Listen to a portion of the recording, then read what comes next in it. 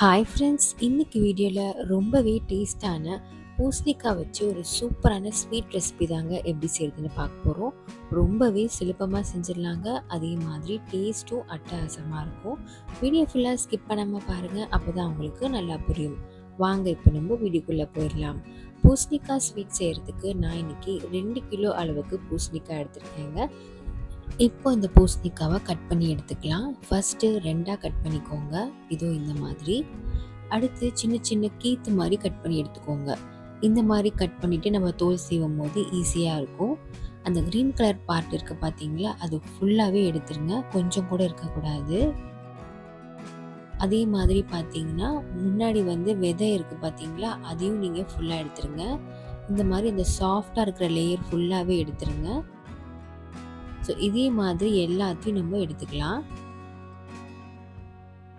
பாருங்கள், ஃபுல்லாக எடுத்து முடிச்சாச்சு. இப்போ கட் பண்ணி போகிறோம். ரொம்ப பெருசாகவும் இல்லாமல் ரொம்ப சின்னதாகவும் இல்லாமல் கடைகள்லாம் கிடைக்கும் பார்த்தீங்களா, அந்த சைஸில் நம்ம கட் பண்ணி எடுத்துக்கலாம். உங்களுக்கு இன்னும் பெரிய பீஸ் வேணும் அப்படின்னு நினச்சிங்கன்னா நீங்கள் இன்னும் கூட சைஸ் பெருசாக கட் பண்ணிக்கலாம்.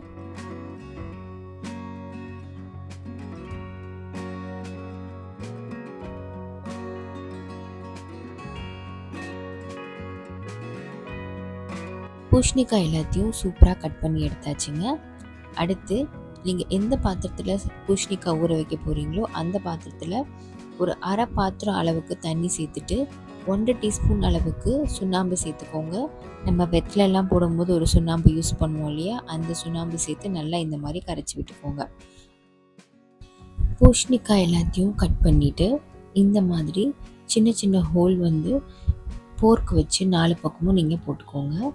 முன்னாடியே நம்ம சுண்ணாம்பு தண்ணி ரெடி பண்ணி வச்சுருந்தோம் இல்லையா, அதில் இந்த பூசணிக்காய் எல்லாத்தையும் சேர்த்து நல்லா கிளறி விட்டுக்கோங்க. நல்லா கிளறிட்டு இந்த பூசணிக்காய் அப்படியே மூடி போட்டு ஒரு 8 மணி நேரத்துக்கு அந்த சுண்ணாம்பு தண்ணியிலே ஊறட்டோங்க. அப்போ தான் பூசணிக்காய் நல்லா கொஞ்சம் ஹார்டாகி இருக்கும். இப்போ ஒரு 8 மணி நேரத்துக்கு அப்படியே மூடி போட்டு வச்சிடலாம். 8 மணி நேரத்துக்கு அப்புறம் பார்க்கலாம். இப்போ பார்த்தீங்கன்னா 8 மணி நேரம் ஆயிடுச்சு. பூசணிக்காய் அந்த சுண்ணாம்பு தண்ணியில் நல்லா ஊறிடுச்சு. இப்போ பூசணிக்காய் கொஞ்சம் ஹார்டாக இருக்கும், உங்களுக்கு பார்த்தாலே தெரியும். இப்போ இந்த தண்ணியெல்லாம் வடிகட்டிட்டு ஒரு 3 வாட்டி நல்லா வாஷ் பண்ணி எடுத்துக்கலாம். பூசணிக்காயெல்லாம் வேறு பாத்திரத்தில் சேர்த்து தண்ணி ஊற்றி நல்லா வாஷ் பண்ணி எடுத்துக்கோங்க. அந்த சுண்ணாம்பு எல்லாமே நல்லா போகணும், அந்த அளவுக்கு நல்லா வாஷ் பண்ணி எடுத்துக்கோங்க. நான் ஒரு 3 வாட்டி நல்லா வாஷ் பண்ணி எடுத்துட்டேன். இப்போ ஒரு பாத்திரத்தில் சேர்த்துட்டு பூசணிக்காய் நல்லா முழுகிற அளவுக்கு தண்ணி சேர்த்து இதை நல்லா வேக வச்சு எடுத்துக்கோங்க. பூசணிக்காய் பார்த்திங்கன்னா வெந்துருச்சு. இப்போ இதை தனியாக ஒரு பாத்திரத்துக்கு மாற்றி நல்லா ஆற விட்டு எடுத்துக்கோங்க. நம்ம எடுத்துருக்கிறது பார்த்திங்கன்னா 2 கிலோ பூசணிக்காய். அதுக்கு பார்த்திங்கன்னா 800 கிராம் சர்க்கரை நீங்கள் எடுத்துக்கோங்க. 800 கிராம் சர்க்கரை பார்த்திங்கன்னா இந்த 2 கிலோ பூசணிக்காக கரெக்டாக இருக்கும். நல்லா அடிகனமான பாத்திரத்தில் 800 கிராம் சர்க்கரை சேர்த்துட்டு ஒரு 3/4 டம்ளர் தண்ணி சேர்த்து நல்லா கரைச்சிக்கோங்க. சர்க்கரை நல்லா கரைஞ்ச உடனே பூசணிக்காவும் நல்லா சூடு ஆறிடுச்சு. இப்போ அந்த எல்லா பூசணிக்காவும் இந்த சர்க்கரையில் கலந்துருங்க. அடுப்பை மீடியம் ஃப்ளேமில் வச்சுக்கோங்க. கொஞ்சம் கொஞ்சமாக நீங்கள் கிளறிக்கிட்டே இருக்கணும். அந்த சர்க்கரை எல்லாமே நல்லா கெட்டியாகும். வெட்டி வச்ச பூசணிக்காய் எல்லாத்தையுமே சுகரில் சேர்த்தாச்சுங்க. அடுப்பை மீடியம் ஃப்ளேமில் வச்சுட்டு இந்த மாதிரி நல்லா கிளறிக்கிட்டே இருங்க. கொஞ்சம் கொஞ்சமாக பார்த்தீங்கன்னா அந்த சுகர் நல்லா கெட்டி ஆகிட்டே இருக்கும். அதுக்கப்புறம் ஒரு கிறிஸ்டல் மாதிரி நல்லா ஹார்டாயிரும். இந்த பூசணிக்காய் எல்லாத்துலேயுமே பார்த்தீங்கன்னா அந்த சுகர் நல்லா கோட் ஆகி நல்லா திக்காக இருக்கும். அந்த அளவுக்கு வரது வரைக்கும் நல்லா மீடியம் ஃப்ளேமில் வச்சு நீங்கள் கிண்டிக்கிட்டே இருங்க. இப்போ உங்களுக்கு பார்த்தாலே தெரியும், இந்த சுகர் பார்த்தீங்கன்னா நல்லா கெட்டி ஆயிடுச்சு. இன்னும் கொஞ்சம் நேரத்தில் பார்த்தீங்கன்னா அந்த கிறிஸ்டல் மாதிரி வந்துடும். ஸோ இந்த அளவுக்கு வந்தோடனே நீங்கள் ஸ்டவ் ஆஃப் பண்ணிடுங்க. இதுதான் கரெக்டான பதம்.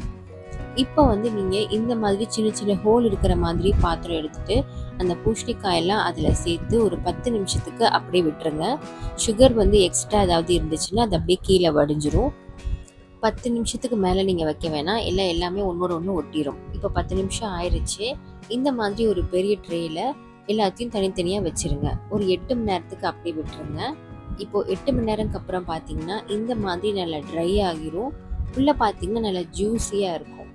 இந்த பூசணிக்காய் ஸ்வீட் டேஸ்ட் பார்த்தீங்கன்னா அட்டகாசமாக இருக்குங்க. ஸோ ஃப்ரெண்ட்ஸ், கண்டிப்பாக இந்த பூசணிக்காய் ஸ்வீட் நீங்கள் வீட்டில் ட்ரை பண்ணி பாருங்கள். ட்ரை பண்ணிவிட்டு எப்படி இருந்துச்சுன்னு கமெண்ட்டில் சொல்லுங்கள். இந்த வீடியோ உங்களுக்கு கண்டிப்பாக யூஸ்ஃபுல்லாக இருந்திருக்கும்னு நினைக்கிறேன். மறக்காமல் என் சேனலை சப்ஸ்கிரைப் பண்ணிக்கோங்க. உங்கள் ஃப்ரெண்ட்ஸ் அண்ட் ஃபேமிலிக்கும் ஷேர் பண்ணிக்கோங்க. அப்படியே கூட இருக்கிற பெல் சிம்பிளை கிளிக் பண்ணிக்கோங்க. அப்போ தான் நான் ப்ரொடியூஸ் நோட்டிஃபிகேஷனில் வரும். வேறு ஒரு வீடியோவில் மீட் பண்ணுறேன். பாய்.